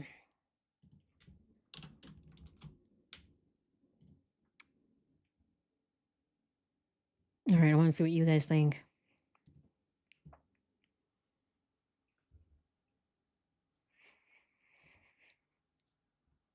All right. Yeah. I think threw the sheets in the trash when he ran in the house. Yeah, he was gone for 2 minutes, right? 2 minutes he was gone. So what could he have been doing in that time? Hiding the phone for one, right? He was probably running around like, "Oh, where should I put it? Where should I put it?" He had only 2 minutes to figure it out. So he's just like, "Screw it. Let me put it under this cushion." Rox, why did he say for sure they would not return that evening? Freudian slip? Yes. Yes. V-dub. V-dub beep. See, you guys catch so many things. And I did want to mention somebody else in the chat said earlier something about the gas. Chris Watts mentioned that he was putting things away in his truck that morning, and he mentioned everything under the sun except for the gas tank. Someone brought that up, and I thought it was really, really important. Let me go ahead and write this down because we got to look into that. Yes. So why did he say that the girls wouldn't return that morning? Exactly. How would he know that? If his family is just out and they're going to be back, wouldn't he know that his family is going to come back? But he knew for certain that he was not going to feed his children, that he's not going to put on their rain machines. How was he so sure? How was he so sure? Yeah, thanks for bringing that up. And then the other one was the gas tank. If Chris Watts mentioned and listed off every single thing that he put away in the truck that morning, why did he not mention the gas tank? The gas tank was one of the main things that he put in the truck, and we see him do it. And if we're looking into the explosion theory, right? I believe that a lot of the theory also came from the fact that Chris Watts put that gas tank in the truck, and he doesn't even mention it. He was adamant. Yeah. How do you say he got a burner phone of Nikki's that was left in the Lexus? All right, let's see. We have 33 votes in and 91%. Okay, so the majority of us believe that Chris Watts was subconsciously spilling the beans during this interview. 6% say, I don't know, and then 3% say no. I still do not understand why he called their school and unenrolled them. Why not just say they are sick? That's a good point. Yeah, that's a good point. Yeah, he could have just said they were sick, but yeah, that's a good one. I don't know. Especially if the plan was to make it seem like, well, if the plan was to make it seem like Shanann left with the girls, then it would make sense to disenroll them from the school because it would have seemed like Shanann called to disenroll them, right? All of it seems like Chris was really trying to make it seem like their marital issues were so severe that Shanann just decided to leave. And she's the one who had access to the bank accounts. She's the one who had access to everything. And so she would have been the one to call to disenroll the girls. So if that was the plan, then it would make sense. It would make sense to disenroll them instead of making it seem like they were sick. Because if they were sick, then the story wouldn't line up, especially when Chris is telling everybody that Shanann took the girls out, to a play date. It just wouldn't make sense and it wouldn't go through with the story. But you guys let me know. You guys let me know. Lots of good questions. I don't think that he had any money left, to be honest. True. He still never explained why he had a gas tank. Not that I've heard of anyways, unless he was low on gas and didn't want to risk stopping for gas on his way out to CERVI 319. Oh, that's interesting. That's a very interesting thought. Well, yeah, he didn't want one penny to go to the $25,000 school. Oh, yes, that is another point. Very, very good point. He called the school because he still had to pay if they were just sick. Yeah, those oil sites are highly, highly monitored. If there was a fire, Anadarko would have investigated. Yeah. To be fair, he was using cards to woo NK. All right. Yeah, so 90% of us believe that Chris Watts was subconsciously spilling the beans. Okay. All right. Yeah, we will move forward with that then. And again, we're going to be listening to we still have to finish Chris Watts's interview with the police. So we're going to be listening to that, but yeah, we're going to have to be going back and forth and listening to what Chris is saying, especially throughout this body cam footage, which we haven't watched in its entirety. But yeah, that is what we're going to be doing. And we still have a lot left on our calendar, especially the following day on the 14th and the 15th, which the 15th gets pretty crazy for Nicole Kessinger, knowing that Chris had already been arrested that day. So yeah, we're going to see. It gets insane, guys. But anyway, we're gonna go ahead and end the poll right here. Does anybody else wants to vote on it? All right. Yeah, we have 39 votes in, 90%, 40. There we go. 40 votes in. 90% of us believe that Chris Watts was spilling the beans. And so yeah, that tells us that the plan fell through and his little brain, right? Let's go ahead and see this again. His little brain is trying to figure out, what am I going to say? What am I going to do, Nikki? Where are you, Nikki? Can you please answer the phone, Nikki? I need you, Nikki. That's Chris, of course. He needed her so badly. But anyway, that is all I have for you guys today. Thank you so, so much for joining today's live stream. And thank you for all of the questions, all of the theories, all of your opinions, guys. Thank you so, so much for all your help. We are getting so close to filling out this entire calendar.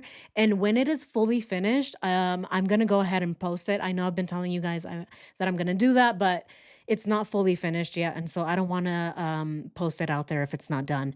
But we are getting close. And so, yeah, once it's ready, it'll be up for everybody to add anything that we're missing. Thank you guys so, so much. Really appreciate you all. Thank you so much to my moderators, to my members, and to my subscribers. Thank you all so much for watching.